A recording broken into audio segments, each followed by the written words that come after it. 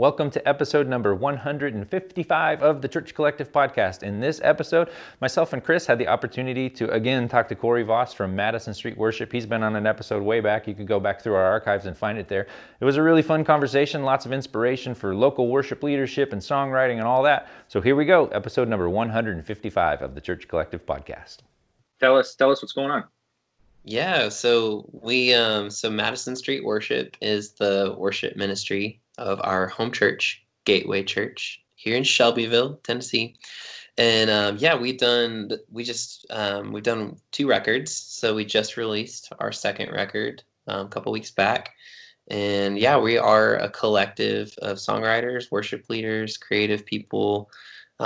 We just really love our church, and we love connecting people to God's presence and just leading people in worship. And it's a huge passion of ours to write songs that will connect them, you know? Sure. So yeah, it's been kind of a cool journey. We're fairly a new thing. We've been doing this for about 2 years now. And yeah, it's been really cool. We've had a lot of favor and kind of springboarding off of the records that I did, you know, prior to this venture. And so yeah, it's been awesome. Such a blessing. Tell us a little bit about, so it just came out a few weeks ago. What on earth did a release look like in this climate? Like how is that working for you guys? What's the reception been on the music and all that? Yeah, it's been honestly really good. It felt like these songs were very timely and even more appropriate after, you know, a pandemic breaks out and all this stuff. And just where there's a lot of anxiety and fear going around, a lot of these songs are centered around being anchored, you know, in Christ and like understanding the kingdom of heaven and like just all that stuff and like declaring peace and salvation over your life and rest in the Lord. So it's just really cool to see that in the midst of all of this. And the first single we put out was about healing. So that was kind of crazy. I was like, okay, God, like you know your timing on things. So When did you guys start writing this? Was this before everything happened?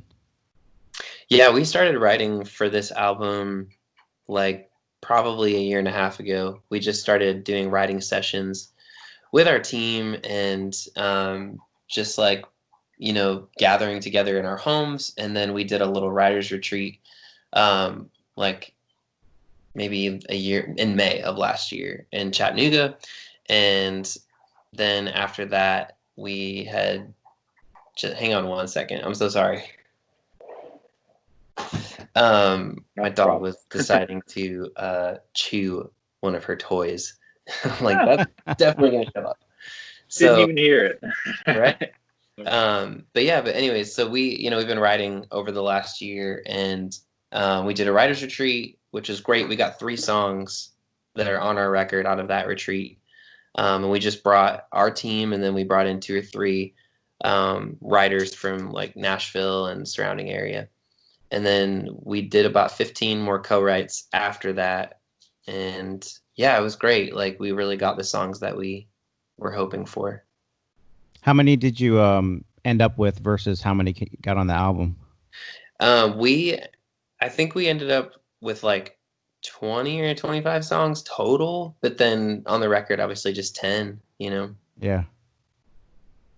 So let's talk a little bit about, like, I know a lot of people that listen to our podcast are going to be starting out in worship ministry and songwriting and stuff. Could you maybe just back it up? I know when we talked a few years ago, I'll have a link to the other interview we did. You got some perspective there, but I'd love to hear just some encouragement now for new songwriters and, you know, doing a co-write and all that. How do you actually foster that gift, I guess?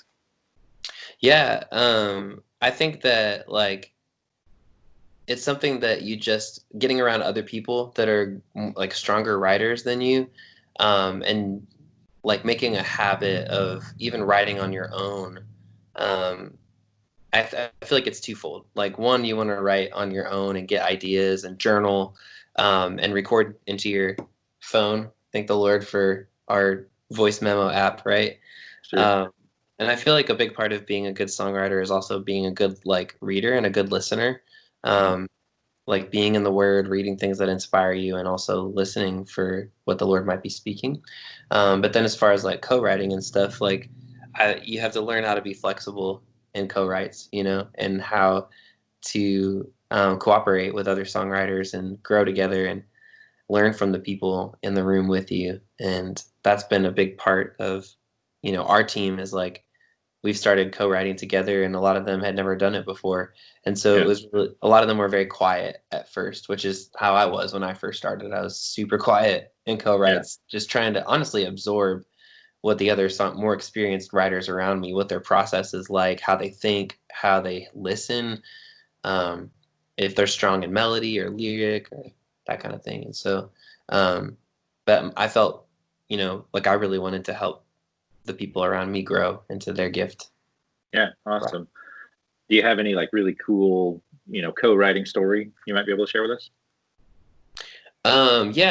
There's been a few co-writes that I've like just loved. Sometimes you show up and it's really hard work, honestly. Like you're like, man, Sure. this is requiring some more brain power today. But then sometimes you show up and it's like God really breathes and makes it easy. And so I guess an example of that would be off of our new record. There's a song called Let It All Go that actually started in a prayer service in our church. And one of our worship leaders, she just started singing out, I let it all go, I let it all go, I lay it down at your feet.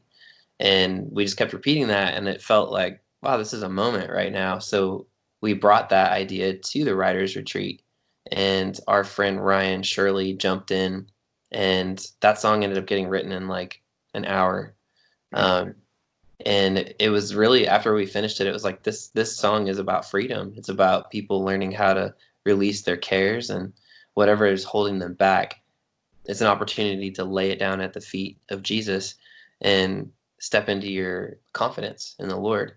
And so that co-write was awesome, because I walked away from that feeling like this song isn't like, it's different from other worship songs. And I really value that a lot. And I knew I just had a feeling it was going to minister to people. Yeah. What's your journey been like? Like how much training do you have, and how did you get into music in general? Yeah. I honestly like had no idea that this is what I'd be doing. Like when I was a kid, I didn't think I would be doing music and ministry as my like calling and my vocation and all that. But I grew up playing piano. I sang in like kids choir and stuff for fun. But then like at 15, when I really got serious about the Lord, I experienced him in worship in a very profound way that changed me. And that's when I realized, like, I'm kind of musical. I think I could learn how to do this. And I just found myself drawn into the presence of God through worship and through worship songs. And so just through that season, I followed that call, went off to college and studied ministry and started, volunteering in worship teams and just getting around anybody that I could learn from with songwriting. And then not long after that, coming to Nashville and getting connected with just like Michael Farron, for example, has been a mentor and like big brother to me for a few years. And Jenny Riddle and a couple other people have really, like, they're such strong writers. And I got put in the room with them kind of early on in my time in Nashville. And that was very like formational for me, not only like spiritually, but in learning the mechanics of songwriting as well. So yeah, I feel like the Lord just kind of opened up doors and relationships that, helped me grow and get stronger in writing. And I'm still learning. I feel like some days I'm like, how do you write a song again? And then other days, like, you just can't stop writing. So What was that transition like from where you were before? I'm assuming you were in a different state and then you moved to Nashville. Like how did that happen? yeah, I lived in Central Florida for college, and I ended up staying there for about 7 years. And I have family here in Shelbyville, Tennessee, and they started attending our church, Gateway, here. And my aunt, she would call me when I lived in Florida, and she kept telling me, "You need to come up here and be our worship pastor. We need you." And at the time, I was like, I don't know, I just didn't want to leave Florida, but God, like during that season, God really spoke to me. And I had 5 or 6 different people show up in my life, and they were like, hey, just random people from different places. And they'd be like, hey, I was praying for you. And I felt like God said, you're going to move soon. Or I feel like the Lord's showing me like your time's here in Florida is about to end and you're about to move somewhere. And so it all just kind of became really clear, and the Lord just opened up some doors. And so, yeah, so I moved up to Shelbyville. And then when I got here, it's like I was working with a management company, and they would set up co-writes for me. And so it'd be like 3-4 times a week I'd be driving to Franklin to do co-writes. And yeah, so it was definitely, it's kind of a scary thing at first, but then once the like opportunities started opening up and I found myself getting invited to retreats, different conferences, it was like, okay, this is super exciting. Like a lot of things are happening. And so it was a really beautiful thing, and I'm excited for where I am now, and I know that like it's all because of, taking those steps of obedience. And yeah. Talk a little bit about like, so why is it called Madison Street? What is like your week to week ministry? Like, what are you doing at the church and Gateway and all? Like, maybe just give us a little picture of what that all looks like. Yeah. So I'm the worship and creative arts pastor at Gateway. And when we started writing and recording, we realized we couldn't be Gateway Worship or anything like that, because there already are some, Gateway Worship in Dallas. And then, so it was like, well, what do we do for like naming our album or our worship team? And then one of our worship team members reminded me, they're like, oh yeah, well, we're on Madison Street, and didn't the church used to be called Madison Street Church of God like a long time ago? Yeah. And so something about that just kind of stood out, and she was like, what if we call it Madison Street Worship? And it just sounded right. And then I looked up the word Madison in like its definition, or like where the origin of that name came from, and one of the definitions is strong fighter. And it just felt really appropriate, because a lot of the people in our church, that's their personality. They're strong fighters. They've been through hard stuff. They don't give up. They press in. They know how to worship. They know how to praise. And so it just made sense. It was like, oh, that's cool. And it sounded cool as well. So, yeah. But during like a week to week at the church, I am in the office like 3 days a week. And then Mondays and Fridays, Mondays are like my Sabbath rest day. And then Fridays are my flex day, where I can go write. I can, kind of float a little bit. Sure. What happened when we shut church down? As the worship and creative guy, I know like a lot of communications guys and worship guys kind of just, we became the crux of everything. Could you talk a little bit about how your church handled not being able to meet and what you guys did? Yeah, we created, like most churches tried to do, we created an online schedule throughout the week. And so thankfully we had invested about a year ago into like several cameras, a switcher, like all the gear that we would need to develop our online presence. And so like when this whole thing happened, it was like, wow, well, we already have all the gear, and we have a production director and a whole team of camera guys and all that we've built over the last couple of years. So we just rallied everybody together, and we kept pre-recording our Sunday services. And so we would just have our worship team, and then our pastor would come in on a separate day, record his sermon, and we would stream that. But then during the week, we developed 2 nights where we would have our worship team members rotate on Tuesday and Thursday, and we do worship and prayer on Facebook Live and Instagram, and just to stay present with our people, and really like connect with them as much as we can virtually. Then we started digital connect groups on Zoom. Right. And then we had Wednesday nights, we did a replay of the worship and the service and like a watch party on Facebook. Yeah. And then Friday nights, our pastor would do a Q&A. So it was like every day of the week, we had something to offer our people to keep them engaged. And then throughout the week, we were making phone calls. We literally have called everyone in our church database to check on them. And it was hard work, but and stressful, but so worth it. And talk to me a little more moments, I think. lost my train of thought. Got it.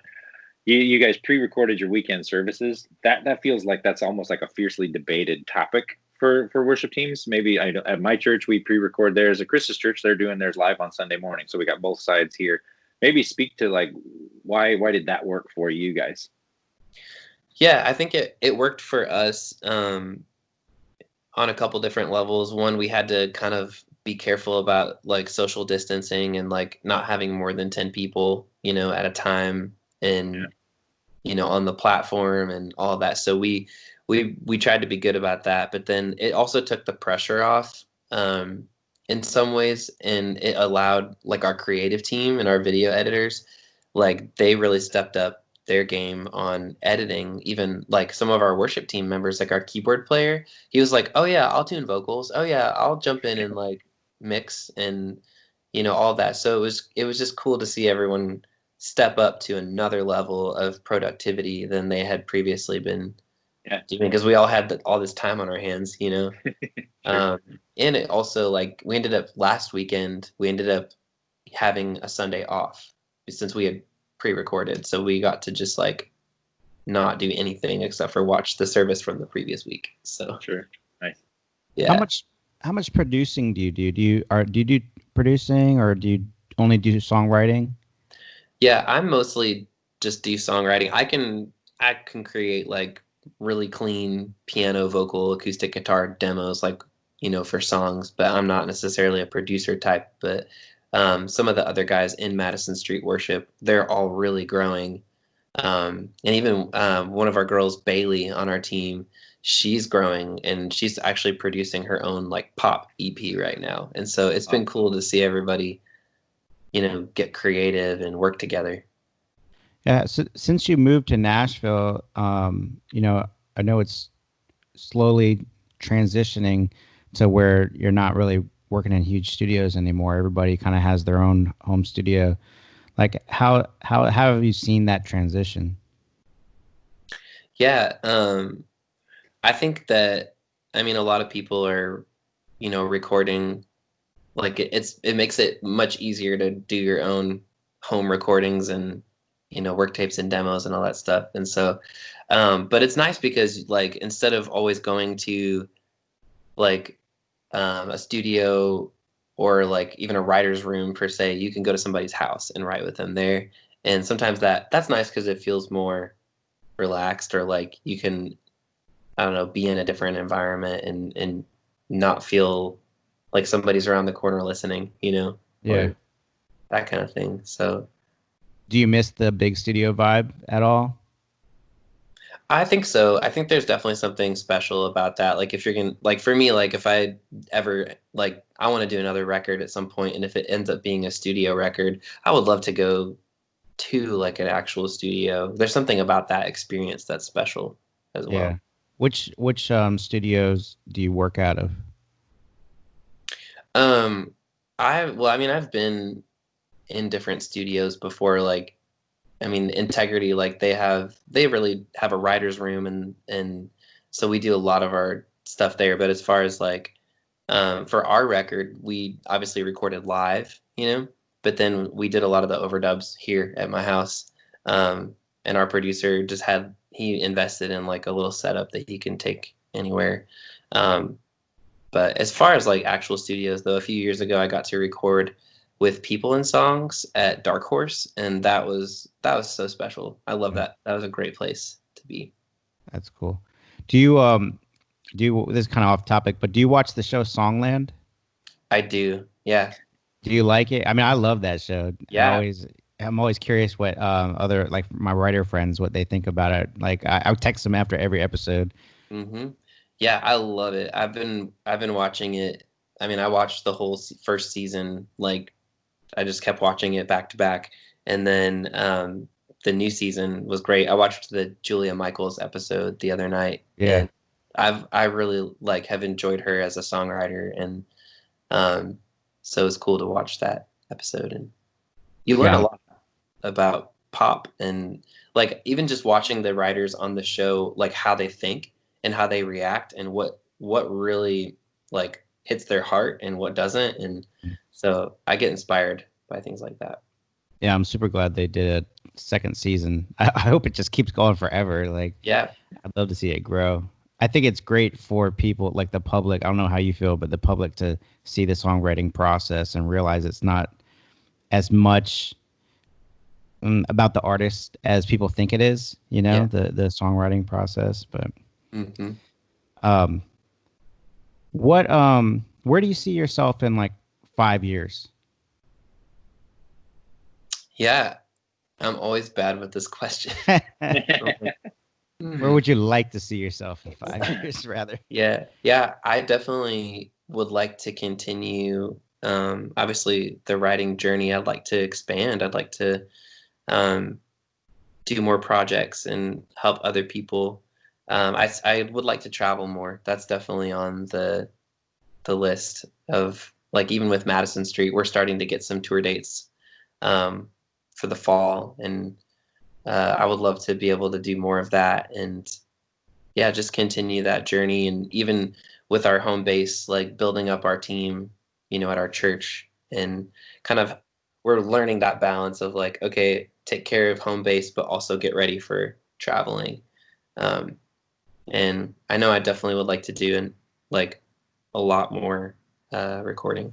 So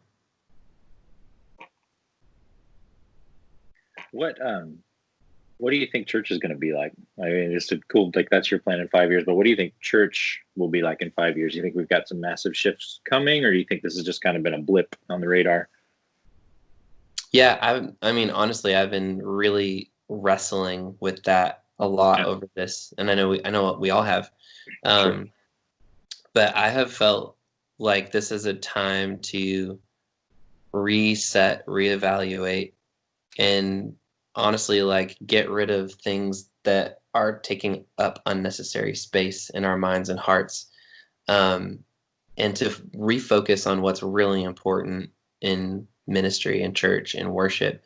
And a lot of that, I think, comes down to really sensing what is the Spirit of God saying in this season, and how do we walk in obedience to that, and how do we live um, in that and let God move and minister, and how do we, yeah. And so I think that we were also busy, prior to this, just running. And I've even found for my own relationship with the Lord, there was just times where I was like, I'm so busy all the time. I'm not spending enough time just being with the Lord and growing myself.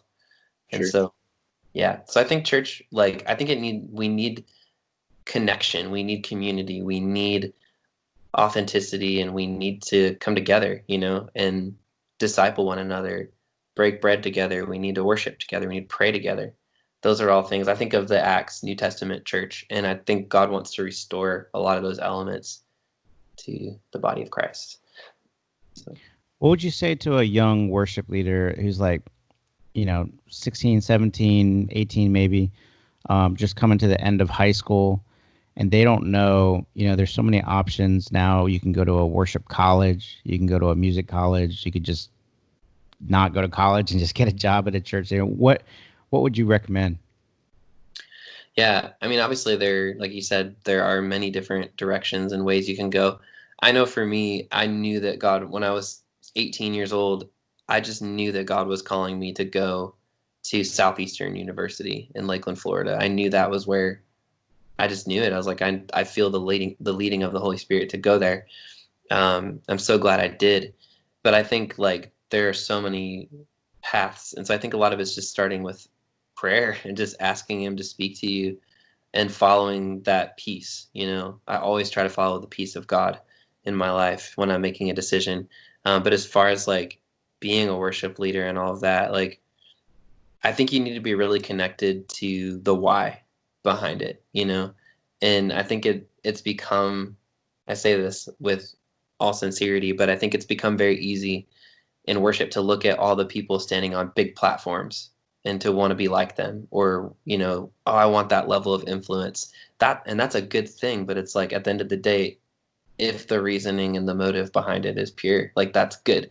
But it can be really easy to, like, valid, significance from that. And so I think it's just getting to that place of like being a worship leader is about being, honestly, it's like being a priest and being somebody that connects people to the heart and presence of God and the gospel and shepherding people. That, to me, that's what a lot of ministry and worship is, like the heartbeat behind it. And all the albums and the songs, those are all just expressions and ways that we get to do that. And so, yeah. Were you a music major?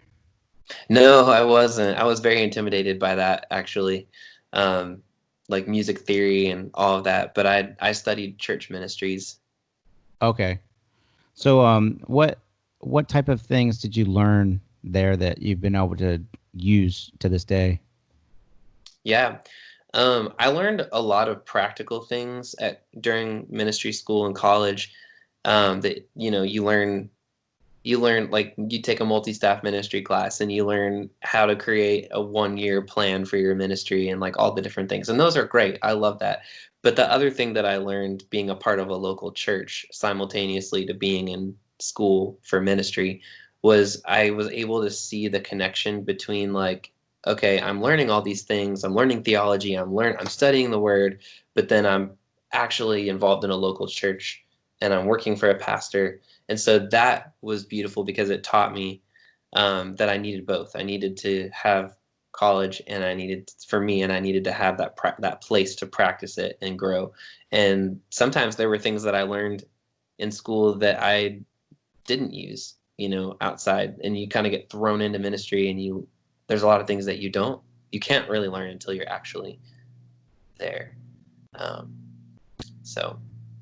So all of your like music theory and songwriting, that was just completely natural, self-taught? In a way, some of it. I mean, I took piano lessons as a kid, Mhm. but I always struggled to like actually, I couldn't just sit down and play by reading music. It took me a while. I played more by ear. So that reading a chord chart, though, was easy for me because it's like, oh, I know these chords on the guitar, I know them on piano, and I can read them off the chord chart and then memorize it. So that was easy for me. Yeah, but I think like the practicals and stuff like that, like I'm always trying to grow in that area. And I think music theory it's important, but yeah, it's been definitely a journey of me naturally kind of just growing into that. And I didn't really ever take a lot of vocal lessons, maybe one or two. But I think leading worship every week, just you build up so much strength vocally from that. Yeah. Be When consistent. when did you start writing music?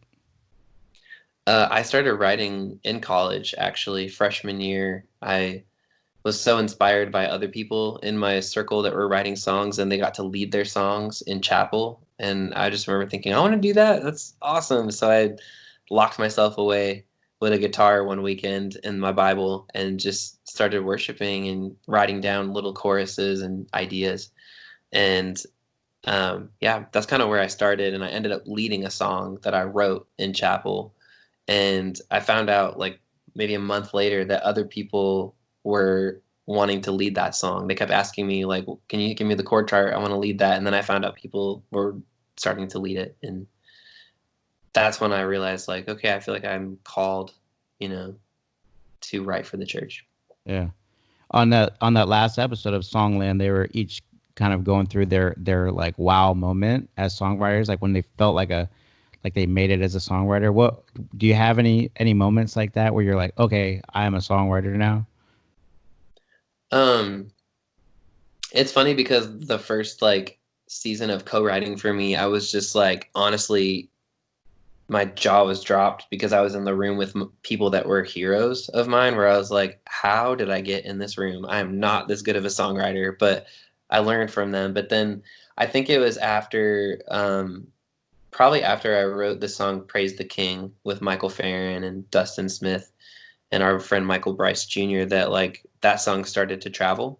And a lot of people started leading it, like just churches all over the place. And I think just seeing how that song was impacting people, I think you start to see the effectiveness of it. And that's when I kind of had my first like wow moment. Like, this is so cool. Like, people are actually like, they love the song. They want to lead it. This is so awesome.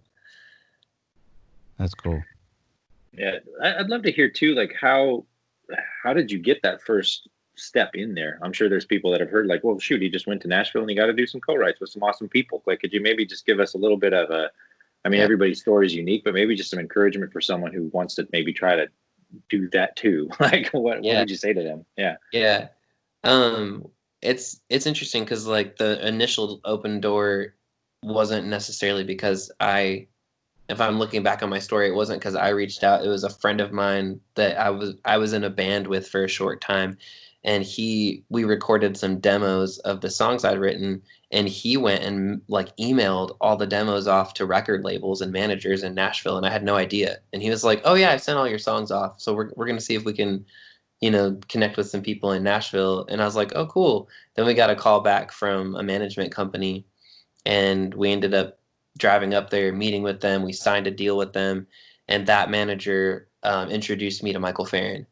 Michael was actually like my very first co-write in Nashville, and I had a lot of expectation when I first met Michael, and we didn't even write a song the first time we hung out. It was just like we were supposed to write, but it had been like a 4-hour, just like let's just talk about the Lord, life, ministry, and we really connected. And so relationships are everything, and that's what I learned is like getting into those relationships with people and having brotherhood. That was a big open door. And then yeah, so that for me that was kind of, I feel like I just stumbled my way into that in some ways. Sure. So as the worship and creative arts pastor, like speaking to a bunch of other worship pastors and leaders, you got like encouragement for them in this season as we're online, but also kind of ramping up to physical and everybody's all over, like we've got encouragement for the worship ministries out there.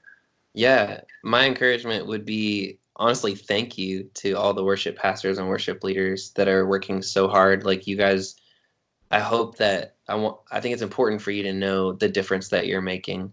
And like, there may be things that frustrate you. There may be things that aren't what you want them to be. Maybe you don't have all the musicians that you want or all the, this or that, or the resources, but just know that your heart, your connection with God, and the way that you lead other people to the throne, like that makes so much of a difference in people's lives. And so I would just say thank you to them, because I know that more people than would tell you are received from that and they're blessed by it. And so man, that's perfect.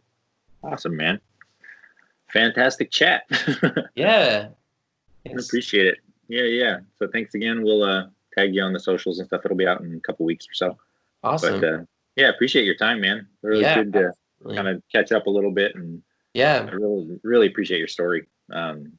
Just kind of saying, be faithful. I think everybody strives so hard, and it's cool to hear it when not really about the striving. So yeah. Right. I love it. Cool. Well, thank you, man. Yeah, thank you guys very much. Hey, yeah. We'll see you around. Have a great weekend. You too. Bye-bye. Okay. Bye. Thanks so much for being a part of this week's episode. We would love to hear from you. Go ahead and find the Church Collective community on Facebook. We'd love to connect with you there. We got a contact button on our site, thechurchcollective.com. We have tons of resources available for you. You can connect with us on Instagram and Pinterest and Facebook and all of the social medias you can think of. We're probably there. We'd love to connect with you. Talk to you later.